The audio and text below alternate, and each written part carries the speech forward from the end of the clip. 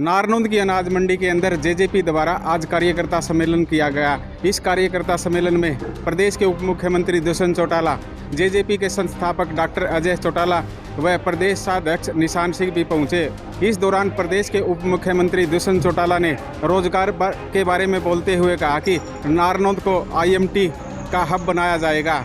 जल्द ही नारनौंद के अंदर रोजगार के नए अवसर मिलेंगे। वहीं राखीगढ़ी के म्यूजियम के बारे में भी उन्होंने बोलते हुए कहा कि म्यूजियम का कार्य पूरा कर एक टूरिस्ट हब बनाया जाएगा। वहीं इसके साथ साथ हल्के को बाईपास की भी सौगात दी गई। नारनौंद के अंदर बाईपास की पिछले काफ़ी दिनों से ग्रामीणों की मांग थी और बाईपास के निर्माण के लिए उप मुख्यमंत्री दुष्यंत चौटाला ने घोषणा की है। और इसके साथ साथ नारनौंद से हांसी जींद जो 2 लेन रोड है, इसको भी 4 लेन के लिए उन्होंने घोषणा की है कि जल्द ही नारनौंद हांसी रोड को भी 4 लेन बनाया जाएगा। इसके साथ ही हल्के की पंचायतों के लिए भी काफ़ी कुछ उन्होंने घोषणाएं की हैं। उन्होंने कहा कि नारनौंद के अंदर अगले 2.5 वर्ष नारनौंद के विकास में कोई कोर कसर नहीं छोड़ी जाएगी। जैसे उचाना हलके का विकास किया है, उसी तरह से नारनौंद हलके में भी अगले 2.5 साल मैं जिम्मेवारी लेता हुआ विकास करवाऊंगा। नारनौंद से MH न्यूज़ के लिए हरकेश जांगड़ा की रिपोर्ट।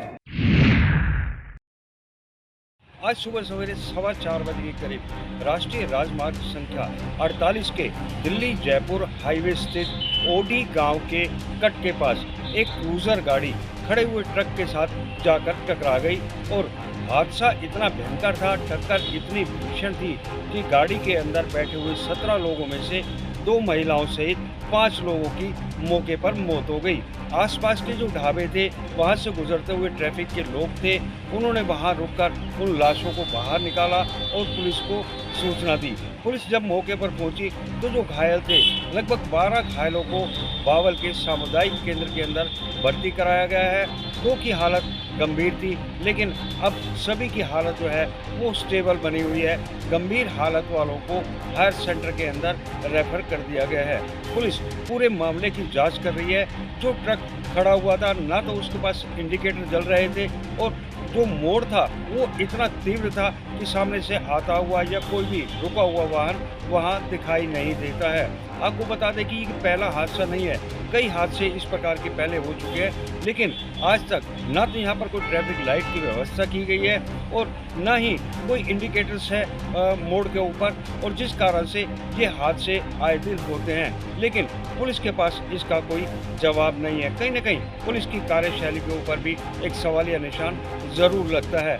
अगर आने वाले समय के अंदर यहाँ पर ट्रैफिक लाइट्स को दुरुस्त नहीं किया गया, इंडिकेटर्स नहीं लगाए गए, तो निश्चित रूप से ये इन हादसों में कभी भी कमी नहीं आ सकती। इसलिए पुलिस प्रशासन को चाहिए कि जल्द से जल्द यहाँ पर इंडिकेटर्स लगाए, ट्रैफिक लाइट्स लगाए, ताकि इन हादसों पर काबू पाया जा सके। आपको ये भी बता दें कि ये जो लोग थे हादसे के अंदर जिनकी मौत हुई है, हरिद्वार से जयपुर जा रहे थे, जयपुर के एक गांव के अंदर जा रहे थे समोदा में, और एक ही परिवार के लोग थे। एक अपने बुजुर्ग की अस्थियां प्रवाहित करने के बाद वो अपने गांव को लौट रहे थे। श्याम बाटला, MH1 न्यूज़, रेवाड़ी।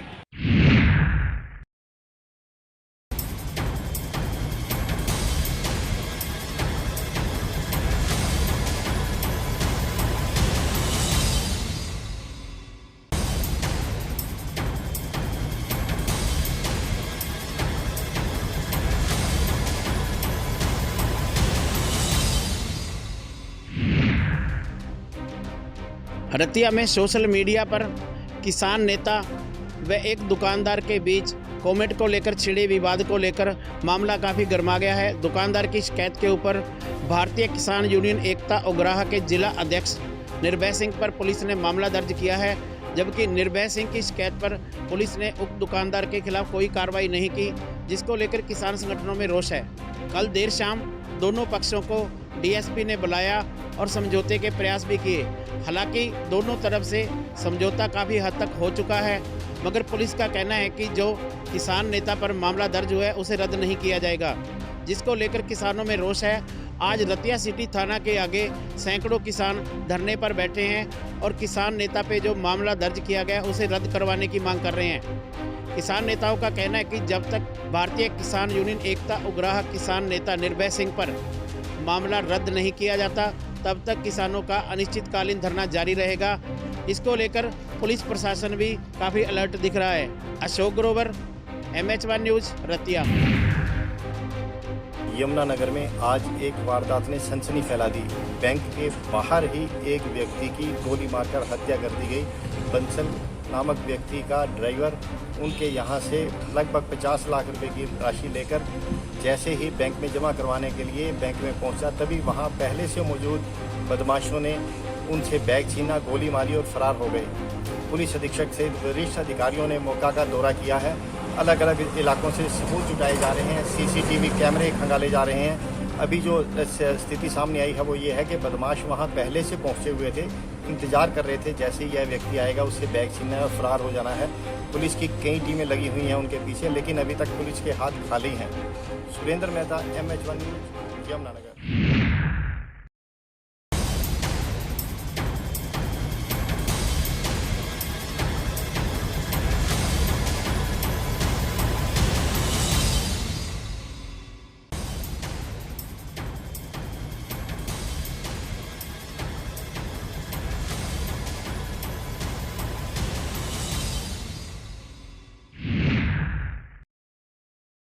इस वार ਦੀ ਫਸਲ ਜਿਹੜੀ ਕਣਕ ਦੀ ਖਰੀਦ ਸੀ ਤਾਂ ਉਹਦਾ ਸਮਾਂ ਜਿਹੜਾ ਵਾ ਹੁਣ ਵਧਾ ਦਿੱਤਾ ਗਿਆ ਹੈ ਸਰਕਾਰ ਵੱਲੋਂ ਕਿ ਕੋਈ ਵੀ ਕਿਸਾਨ ਅਗਰ ਆਪਣੀ ਫਸਲ ਨੂੰ ਮੰਡੀਆਂ ਵਿੱਚ ਲੈ ਕੇ ਆਉਂਦਾ ਹੈ ਤਾਂ ਉਹਨੂੰ ਕਿਸੇ ਤਰ੍ਹਾਂ ਦੀ ਕੋਈ ਮੁਸ਼ਕਲ ਜਾਂ ਪਰੇਸ਼ਾਨੀ ਨਹੀਂ ਆਵੇਗੀ। ਉਹਦੀ ਤਰੀਕ ਸਮਾਂ ਵਧਾ ਦਿੱਤਾ ਗਿਆ ਹੈ। ਮੰਡੀ ਵਿੱਚ ਕਿਸਾਨ ਜਦੋਂ ਵੀ ਹੁਣ ਵੀ ਆਪਣੀ ਫਸਲ ਲਿਆਉਣਗੇ ਤਾਂ ਤੁਰੰਤ ਉਹਨਾਂ ਦੀ ਫਸਲ ਜਿਹੜੀ ਆ ਉਹ ਖਰੀਦੀ ਜਾਵੇਗੀ, ਕੋਈ ਮੁਸ਼ਕਲ ਉਹਨਾਂ ਨੂੰ ਨਹੀਂ ਆਵੇਗੀ। ਤਰਨਤਾਰਨ ਦੀ ਦਾਣਾ ਮੰਡੀ ਦੀ ਅਗਰ ਗੱਲ ਕੀਤੀ ਜਾਵੇ ਤਾਂ ਹੁਣ ਵੀ ਕਿਸਾਨ ਜਿਹੜੇ ਆ ਆਪਣੀ ਫਸਲ ਲੈ ਕੇ ਇੱਥੇ ਪਹੁੰਚ ਰਹੇ ਨੇ ਤਾਂ ਉਹਨਾਂ ਦੀ ਫਸਲ ਜਿਹੜੀ ਹੁਣ ਵੀ ਇੱਥੇ ਆ ਖਰੀਦੀ ਜਾ ਰਹੀ ਹੈ। ਜੋ ਸਰਕਾਰ ਵੱਲੋਂ ਇਹ ਫਾਇਦਾ ਦਿੱਤਾ ਗਿਆ ਹੈ ਕਿ ਕਿਸਾਨ ਆਪਣੀ ਫਸਲ ਲਿਆਉਣ ਔਰ ਫਸਲ ਨੂੰ ਲਿਆ ਕੇ ਵੇਚ ਸਕਦੇ ਨੇ ਤਾਂ ਇਸ ਚੀਜ਼ ਦਾ ਬਹੁਤ ਹੀ ਲਾਭ ਜਿਹੜਾ ਵਾ ਕਿਸਾਨਾਂ ਨੂੰ ਹੀ ਮਿਲ ਰਿਹਾ ਹੈ। Vijay Kumar, MH1 news, Tarn Taran.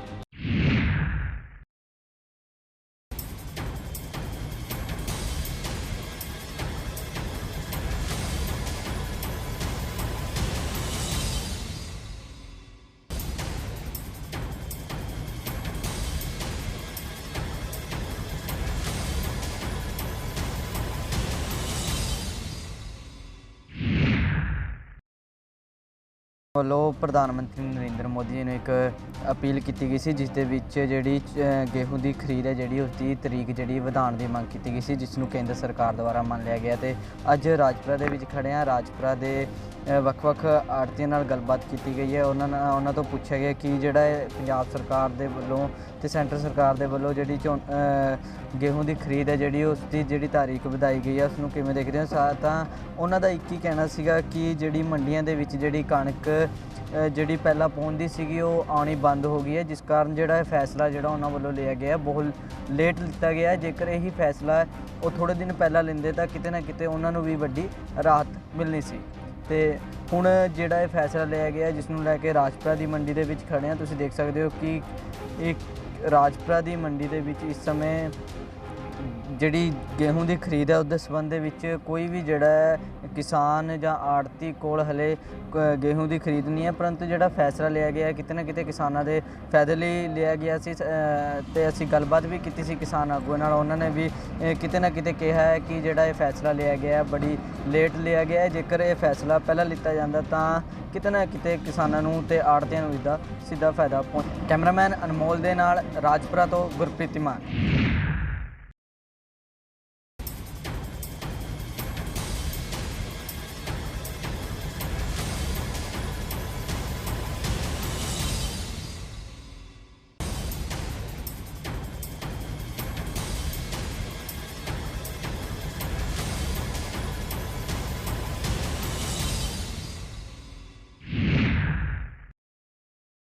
संपन्न हुई मंत्रिमंडल और मंत्रिपरिषद की बैठक। गौरतलब है कि आज उत्तर प्रदेश में 12 बजे जहां मंत्रिमंडल की बैठक बुलाई गई थी तो वहीं 12:30 बजे मंत्रिपरिषद की बैठक को भी आहूत किया गया। दरअसल मंत्रिमंडल में सिर्फ कैबिनेट मंत्री ही शिरकत कर सकते हैं, जबकि मंत्रिपरिषद में कैबिनेट मंत्री के अलावा राज्य मंत्री स्वतंत्र प्रभार और राज्य मंत्री भी बुलाए जा सकते हैं। तो आज कैबिनेट में जो सबसे बड़ा मुद्दा रहा वो था कल जिस तरह से प्रधानमंत्री नरेंद्र मोदी ने यूपी के मंत्रियों के साथ में खाना खाया, डिनर किया और उसके साथ साथ में केंद्र की योजनाओं को विस्तार से बताया तथा उत्तर प्रदेश में चल रही योजनाओं का जायजा भी लिया। इसके साथ उन्होंने 2024 में होने वाले चुनाव के बारे में भी जमकर चर्चा की और जीतने का मंत्र भी दिया। इसके अलावा 23 तारीख से शुरू हो रहे विधानसभा सत्र को लेकर के भी कैबिनेट में चर्चा की गई। गौरतलब है कि 26 तारीख को बजट प्रस्तुत किया जाएगा, इसको लेकर के रणनीति बनाई गई।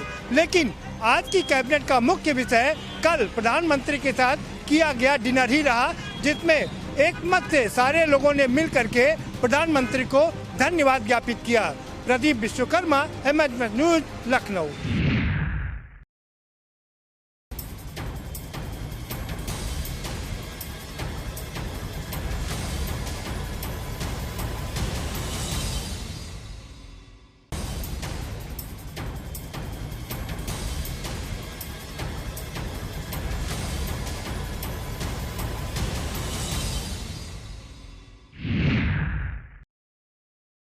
लगातार बढ़ती गर्मी और लगातार बढ़ते धरती के तापमान को लेकर एक चर्चा करी गई। वन और पर्यावरण मंत्री जिसमें मौजूद रहे, साथ ही ऊर्जा मंत्रालय भी इसमें मौजूद था।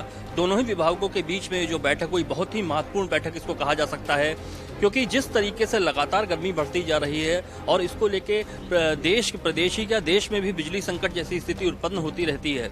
इसको लेकर एक बड़ी चर्चा रही कि किस तरीके से हम लोग बिजली उत्पादन करके जो आधुनिक भारत है उसका निर्माण भी करें। इसके साथ ही साथ हम लोग किस तरीके से अपने पर्यावरण को बचा सकते हैं, इसको लेकर भी बात करी गई। कार्बन डाइऑक्साइड ज़्यादा होने की वजह से जो ग्रीन हाउस इफेक्ट है और ग्लोबल वार्मिंग जैसी चीज़ें जो इस वक्त पूरे दुनिया में हो रही हैं, उसको लेकर भारत अपनी जिम्मेदारी कैसे निभाए, इस पर भी बात करी गई।